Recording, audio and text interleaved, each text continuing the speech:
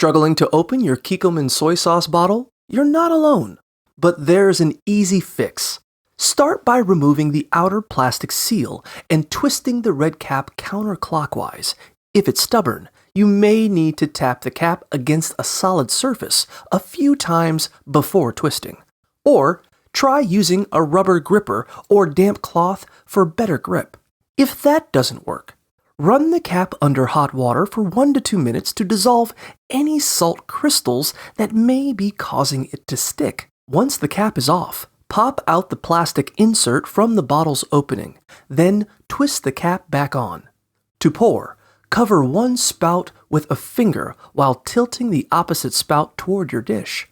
This prevents spills and allows for precise pouring. Remember to release your finger from the spout to let the sauce flow and reseal it by pressing down on the spout when you're done pouring. Keep these tips in mind, adjusting how long you keep your finger off the spout as you determine how much sauce your dish needs. Enjoy your meal with just the right amount of soy sauce.